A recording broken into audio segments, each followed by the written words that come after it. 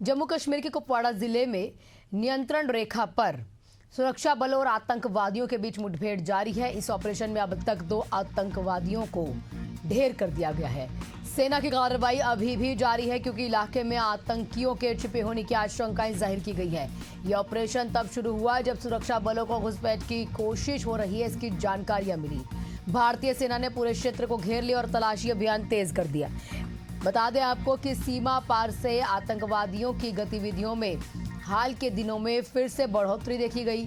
संयुक्त अभियान के दौरान सेना और पुलिस के वारसन क्षेत्र के ब्रिजतोड़ जंगलों में आतंकियों के एक ठिकाने का खुलासा हुआ था। कार्रवाई के दौरान सुरक्षा बलों ने 2 AK सीरीज की राइफल्स, 4 रॉकेट लॉन्चर, गोला बारूद का बड़ा जखीरा और अन्य युद्ध सामग्री बरामद कर ली है।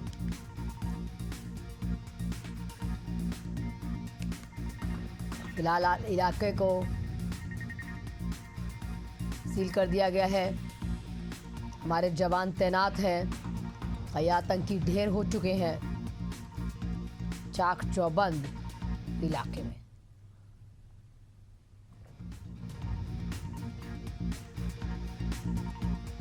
कोई बड़ी घटना को अंजाम देने की कोशिश आतंकियों के द्वारा की जा रही थी, लेकिन वो कोशिश नाकाम हो चुकी है।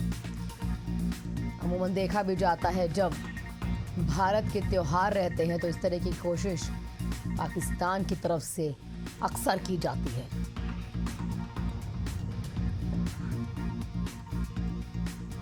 सेना का बड़ा ऑपरेशन, 2 आतंकवादी ढेर, घुसपैठ की कोशिश नाकाम हो चुकी है।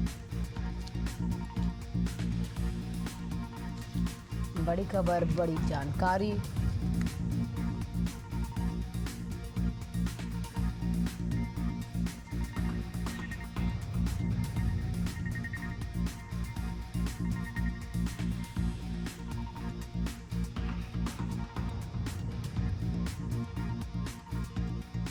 लेफ्टिनेंट कर्नल JS सोढ़ी जी जुड़े हुए हैं। सर, आपका बहुत बहुत स्वागत है एशियन न्यूज में। हमारे जवानों को बड़ी कामयाबी हासिल हुई है, 2 आतंकवादी ढेर कर दिए गए हैं। जय हिंद आहाना जी, ये मेरा सौभाग्य है कि मैं आपके न्यूज चैनल पे हूँ।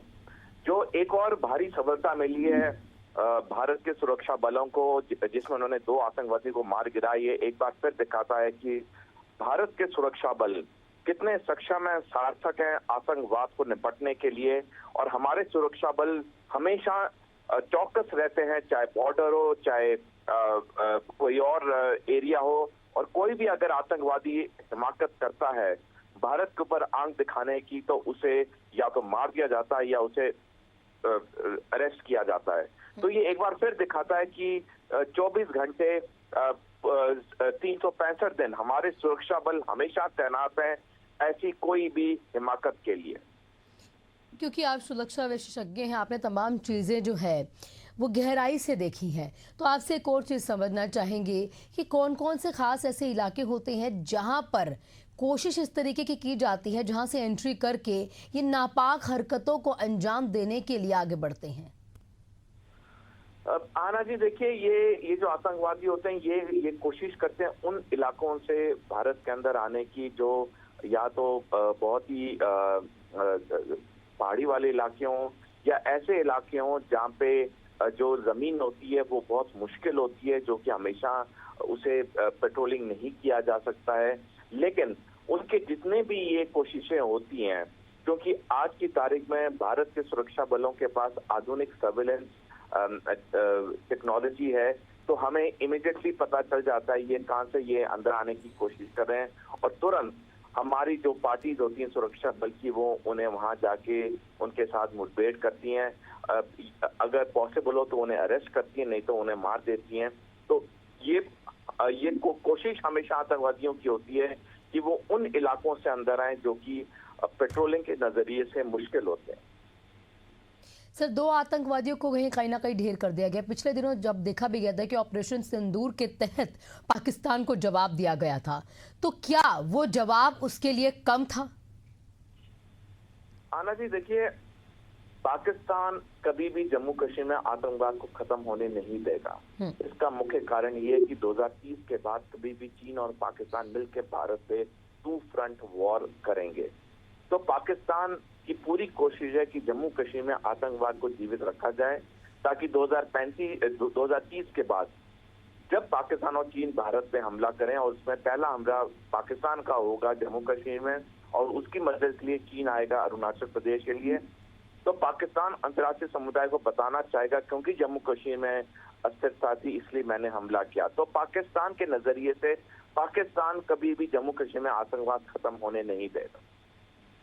इससे इतर ये भी समझेंगे सोढी जी, क्योंकि लगातार यहाँ पर पाकिस्तान की तरफ से जब हमारे भारत के पर्व होते हैं, जैसे कि अभी कुछ दिनों बाद दीपावली है, हमारे देश का बड़ा पर्व है, या फिर कोई ऐसे राष्ट्रीय पर्व आते हैं, तभी इस तरीके की नापाक हरकतों को पाकिस्तान अंजाम देने की कोशिश करता है। लेकिन ऑपरेशन सिंदूर पर मैं फिर से आपको लेकर जाना चाहूंगी। बार बार ये बातें हो रही थी कि भारत ने मुंह तोड़ जवाब दिया है, पाकिस्तान कहीं ना कहीं घुटनों पर आया भी, उसने खुद से वहां पर जो तमाम चीजें भारत के द्वारा जवाब दिए जा रहे थे उसे रोके जाने की के लिए गिड़गिड़ाया, आप कह सकते हैं, अगर शब्द इस्तेमाल करें तो गलत नहीं होगा। तो उसके बाद उसको ऐसा क्यों लगता है कि ऐसी हरकतें, कायराना हरकतें अगर हमारे देश के खिलाफ वो करेगा तो मुंह तोड़ जवाब नहीं दिया जाएगा? देखिए आना जी, जैसे एक जहरीला सांप होता है, उसको जितना भी लाठी से मारा जाए वो तब भी वार करने के लिए आता है, उसी तरह पाकिस्तान है। आपने सही कहा कि हमने ऑपरेशन सिंधु में पाकिस्तान को बहुत भारी चोट पहुंचाई और पाकिस्तान को गिड़गिड़ाते हुए भारत के पास आना पड़ा युद्ध विराम के लिए। लेकिन पाकिस्तान वो जहरीला सांप है जिसपे आप जितनी लाठी बरसाओगे उस पे फर्क नहीं पड़ता है, क्योंकि जैसे उसे मौका मिलेगा वो फिर डसने की कोशिश करेगा या फिर हमला करने की कोशिश करेगा। तो पाकिस्तान बिल्कुल बाज नहीं आएगा, क्योंकि जैसे मैंने पहले एक्सप्लेन किया, पाकिस्तान का जो बड़ा उद्देश्य है वो है चीन के साथ मिलकर भारत पे टू फ्रंट वॉर करना। सर आपका बहुत बहुत शुक्रिया तमाम जानकारियों के लिए। हमारे साथ JS सोढी जी जुड़े हुए थे, रक्षा विशेषज्ञ हैं, बता रहे हैं कि कैसे पाकिस्तान को हम धूल चटा रहे हैं और बावजूद इसके जैसे जहरीला नाग होता है बाज नहीं आता, वैसे ही पाकिस्तान बार बार इस तरह की कायराना करतूतों को अंजाम देने की कोशिश कर रहा है। हमारे भी जवान मुस्तैद हैं और मौके पर 2 आतंकवादियों को ढेर कर चुके हैं। कुपवाड़ा में 2 आतंकवादी ढेर हो चुके हैं।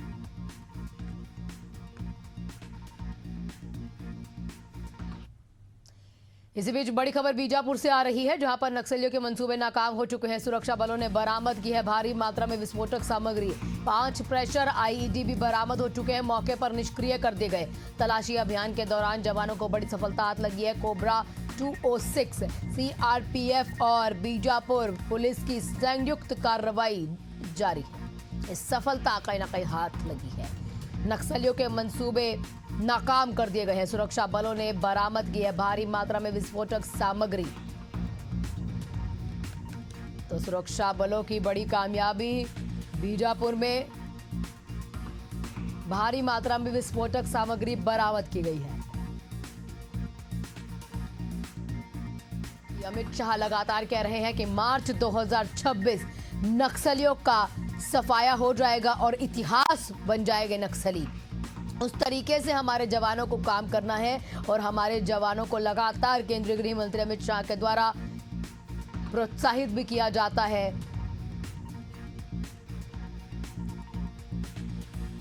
नक्सलियों के मंसूबे लगातार हमारे जवान जो है मुस्तैदी से नाकाम कर रहे हैं। उनकी कायराना करतूतें जो हैं, विस्फोटक सामग्री बरामद हुई है। हमारे सहयोगी प्रशांत हमारे साथ जुड़ चुके हैं तमाम जानकारियों के साथ। प्रशांत, सुरक्षा बलों को बड़ी सफलता हाथ लगी है, जखीरा जो है यहाँ पर बरामद हुआ है। इससे इतर ये भी जानना चाहेंगे कि क्या कोई नक्सली भी यहाँ उसकी गिरफ्तारी हो पाई है? देखिए, अलोडी इलाकों में लगातार नक्सलियों की पतासाजी करने के लिए ऑपरेशन चलाया जा रहा है। साथ ही साथ जो जवान है वो संयुक्त रूप से कर रहे हैं, ताकि बड़ी संख्या में जब जवान निकलते हैं तो कहीं ना कहीं नक्सलियों को मार गिराते हैं या फिर उनका जखीरा या फिर उनका सामग्री जो है वो बरामद करते हैं। इस बार वैसे ही कुछ मामला सामने आया है जब नक्सलियों की एक दम जो है वो सामग्री को बरामद की गई है, जिसमें कोबरा, सीआरपीएफ और बीजापुर की जो पुलिस बल है वो संयुक्त रूप से ऑपरेशन में निकले हुए थे और उस दौरान ये सफलता हासिल किया गया है। और जिसमें सबसे अहम बात यह है कि भारी मात्रा में विस्फोटक सामग्री बरामद हुई है, जैसे 51 जो जीवित बीडीएल बरामद हुआ है, जिसका उपयोग नक्सली लगातार जो कैंप में फायरिंग करने के दौरान उपयोग में लाते थे ताकि जवानों को बड़ा नुकसान पहुंचा सके। लेकिन इस तरीके से का बरामद होना एक बहुत बड़ी सफलता है। साथ ही साथ जो तार, स्टील पाइप, ये सारी चीजें जो बरामद हुई है, ये नक्सली जो ब्लास्ट करते हैं, आईडी ब्लास्ट करते हैं, उसमें उपयोग में लाते थे। तो एक बड़ी सफलता बिल्कुल कही जा सकती है। और उन इलाकों में डंप रखने के बरामद करने के बाद लगातार सर्चिंग की जा रही है ताकि कोई नक्सली आसपास है या फिर किसी नक्सली की सूचना मिल सके, जिसको लेकर सर्चिंग की जा रही है। लेकिन फिलहाल डंप बरामद हुआ है, नक्सली की सर्चिंग की जा रही है। प्रशांत, एक बार चाहेंगे कि आप जो आंकड़े हैं उस पर भी अगर रोशनी डाल पाएं कि किस तरीके से जो हमारे जवान है आगे बढ़ रहे हैं और मार्च 2026 का जो टारगेट कहीं ना कहीं दे दिया गया है, इतिहास में दर्ज कर दे रहे हैं नक्सलियों को, उसके लिहाज से कितने आगे हम बढ़ चुके हैं? देखिए, सबसे अहम बात यह है कि नक्सल संगठन का जो सबसे बड़ा कैडर, ऊपर का जो कैडर है, सीसी मेंबर जो कहा जाता है, वो पूरी तरीके से टूट चुका है। जिस तरीके से 6 से 7 सीसी मेंबर जो है या तो सरेंडर, गिरफ्तार या मारे जा चुके हैं। कई सीसी मेंबर जो है ये बता रहे हैं कि छत्तीसगढ़ नहीं लेकिन तेलंगाना की पुलिस के संपर्क में जो आत्मसमर्पण की ओर आगे बढ़ रहे हैं। ऐसे में जब शीर्ष नेतृत्व जो है वो अगर कमजोर पड़ता जाएगा तो आगे जाके संगठन बहुत ज्यादा कमजोर पड़ जाएगा। और यही वजह है कि अब धीरे धीरे जो नक्सल संगठन है वो काफी बैकफुट पर है। और अब जो अंतिम लड़ाई जो बची हुई है वो है नक्सलियों के बटालियन से। वो बटालियन जो है जो हिड़मा, जो सबसे नक्सलियों का खूंखार लड़ाका माना जाता है, उस बटालियन से अब लड़ाई है। और धीरे धीरे करके उसकी जो क्षेत्र है, उसका जो इलाका है, उसको धीरे धीरे करके कम करते जा रहे हैं। और लगातार जो कैंप खुल रहा है, कैंप के आसपास का जो क्षेत्र है वो नक्सल मुक्त हो जाता है, क्योंकि उस इलाके में नक्सली घूमना भी पसंद नहीं करते, क्योंकि जवान लगातार जिस तरीके से दबाव बना रहे हैं तो कहीं ना कहीं भय का माहौल। ऐसे में अब जो अंतिम लड़ाई हिड़मा की बटालियन से होना है तो वो निर्णायक लड़ाई होगी, और जिसके लिए लगातार अब रणनीति बदली जा रही है। और जो हिड़मा का क्षेत्र है उसको छोटा किया जा रहा है ताकि उसको संकुचित क्षेत्र में जो है, छोटे क्षेत्र में जो सीमित कर दिया जाए, उसके बाद घेर करके उसकी बटालियन पर हमला किया जाए। प्रशांत, आपका बहुत बहुत शुक्रिया तमाम जानकारियों के लिए।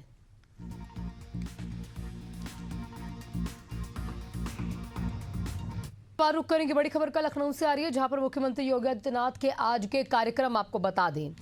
आज 3 महत्वपूर्ण बैठकों में वो शामिल होंगे। सुबह 11 बजे मुख्यमंत्री योगी आदित्यनाथ समीक्षा बैठक करेंगे। पंचायतों के OSR संबंध में समीक्षा बैठक आयोजित की गई है। और सुबह 11:30 बजे के आसपास आवास विभाग की बैठक में मुख्यमंत्री शामिल होंगे। बड़ी खबर, बड़ी जानकारी आपको दे रहे हैं। मुख्यमंत्री योगी आदित्यनाथ के आज के कार्यक्रम आपको बता दें, 3 महत्वपूर्ण बैठकों में वो शामिल होंगे। OSR संबंध में समीक्षा बैठक आयोजित की गई है, जिसमें मुख्यमंत्री शामिल होंगे। सुबह 11 बजे के आसपास योगी आदित्यनाथ ये समीक्षा बैठक करेंगे।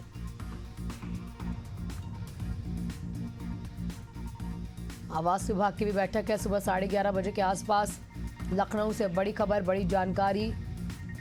महत्वपूर्ण बैठकों में शामिल होंगे मुख्यमंत्री। पंचायतों के OSR संबंध जितने कार्यक्रम हैं उसमें भी बैठक करेंगे।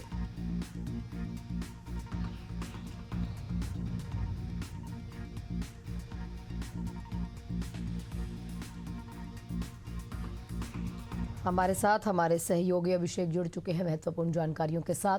अभिषेक, क्या कुछ मुख्यमंत्री के जो कार्यक्रम, क्योंकि रहने वाले हैं 3 अहम बैठकें इसमें शामिल होंगे, लेकिन इसमें क्या कुछ महत्वपूर्ण रहने वाला है, जो मुख्य बिंदु है वो बताइए। के OSR से संबंधित बैठक है।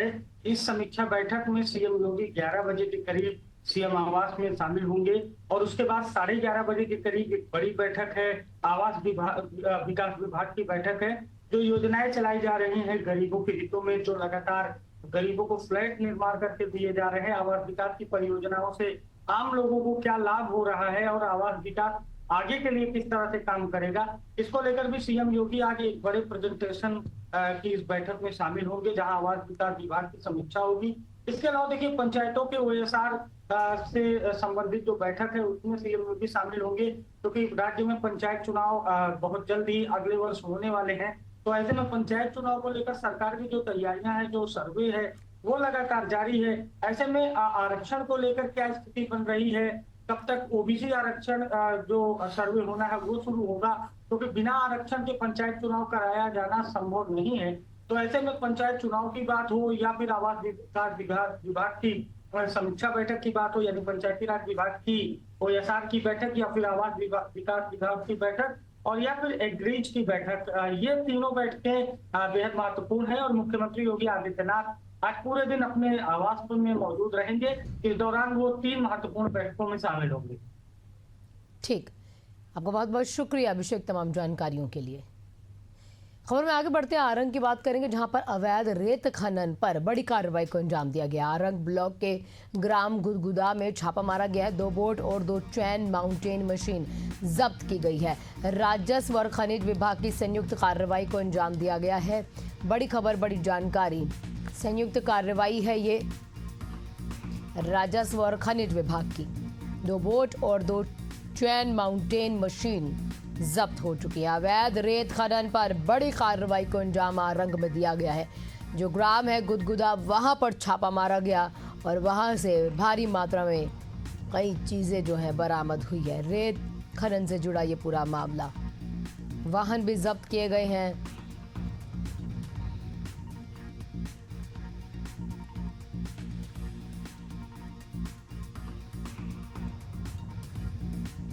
अवैध रेत खनन से जुड़ा ये पूरा मामला,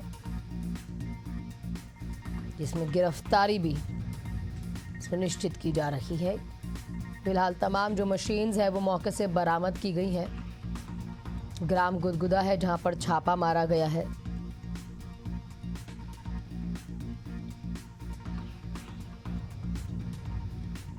आरंग ब्लॉक के ग्राम गुदगुदा का पूरा मामला, 2 बोट और 2 चैन माउंटेन मशीन जब्त की गई है। बिना सरकारी अनुमति, लाइसेंस या नियमों का पालन किए यहां पर रेत खनन का कार्य जारी था। रेत को खोदकर जिस तरीके से निकाल कर बेचना या इस्तेमाल किया जाने के ये काम हो रहा था, इस पर दबिश दी गई है। अमूमन देखा जाता है जब इस तरीके के कार्य होते हैं तो इसमें प्राकृतिक नुकसान होता है, साथ ही साथ कानूनी जो चीज़ें हैं वो भी देखने को मिलती हैं, क्योंकि अब जुर्माना या लाइसेंस, तमाम जो अवैध खनन के ऊपर जितने कानून बनाए गए हैं उस पर आगे कार्रवाई होती है। हमारे साथ हमारे सहयोगी कुलदीप जुड़ चुके हैं तमाम जानकारियों के साथ। कुलदीप, क्या अपडेट, अभी तक किसी की गिरफ्तारी हो पाई है? क्योंकि अगर वहाँ से मशीन्स जब्त हुई हैं तो क्या देखा गया है कि मशीन्स किसकी हैं, या कोई गिरफ्तारी किसी शख्स की, या मौके से कोई और अपडेट आपके पास? जी देखिए, जो पूरा मामला है ये आरंग क्षेत्र का है। मैं बता दूं कि जो रेत माफिया है ये यहाँ तक कि जो जब रेत जो होता है खनन, उसकी जब आती है पाबंदी, उसके बाद भी लगातार जो क्षेत्र में उत्खनन करते हैं। और अब तो स्थिति यह हो गई है कि पनडुब्बी लगाकर, जहाँ पर पानी है वहाँ पर पनडुब्बी लगाकर खनन किया जाता है। इसके बाद अभी कभी रात में यहाँ पर कार्रवाई की गई है। मैं बता दूं कि 2 पनडुब्बी यहाँ पर जब्त की गई है और अभी तक किसी की भी जो है कि यहाँ पर नाम यहाँ पर किसी के भी सामने नहीं आया है, इसलिए अभी किसी की भी यहाँ पर गिरफ्तारी नहीं हुई है। जी कुलदीप, किसी प्रशासन के अधिकारी से आपकी बातचीत हो पाई हो, उनसे कुछ अपडेट? क्योंकि अगर उस समय मौके से कोई नहीं मिला तो क्या अभी तक कार्रवाई आगे बढ़ी हो तो किसी के नाम सामने आए हो? क्योंकि क्या ये पूरा गैंग है या ये कोई एक लौते या 2-4 शख्स थे जो यहाँ इस तरीके की पूरी वारदात को अंजाम दे रहे थे? क्योंकि देखिए ये आज ही तो नहीं किया होगा, लंबे समय से चल रहा होगा, पूरा सेटअप तैयार किया गया, मशीन्स को वहाँ पहुँचाया गया है। जी देखिए, मैं आपको बता दूं कि जो रायपुर का जो खनिज विभाग है वो लगातार कहीं न कहीं उसकी जो निष्क्रियता है वो सामने आती रही है। क्योंकि आरंग ही नहीं, आरंग है, अभनपुर इस क्षेत्र में लगातार जो है कि कई महीनों से खनन हो रहा है। यहाँ तक कि जब रायपुर से जब आदेश निकलता है कि यहाँ पर अभी कहीं पर भी उत्खनन नहीं होगा, उसके बाद भी अभनपुर और आरंग के जो गांव है यहाँ पर की मान होकर गुजर रही है, वहाँ पर लगातार जो है कि रेत माफिया उत्खनन करते हैं। और अब तो स्थिति ऐसी हो गई है कि लगातार नए जो है कि आइडिया उनके पास आ रहे हैं जिससे कि वो रेत की चोरी कर सकें। कुलदीप, आपका बहुत बहुत शुक्रिया तमाम जानकारियों के लिए।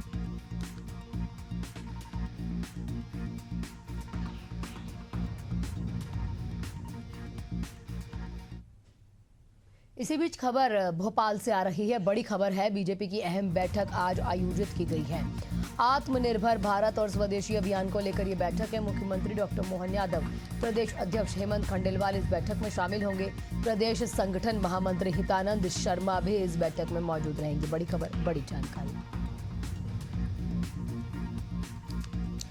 भोपाल से बड़ी खबर आपको दे रहे हैं। बीजेपी की अहम बैठक आयोजित की गई है। आत्मनिर्भर भारत और स्वदेशी अभियान को लेकर ये बैठक आयोजित की गई है। मुख्यमंत्री डॉक्टर मोहन यादव के साथ साथ प्रदेश अध्यक्ष इस बैठक में शामिल होंगे। प्रदेश संगठन महामंत्री हितानंद शर्मा भी मौजूद रहेंगे। बीजेपी की अहम बैठक आज आयोजित की गई है।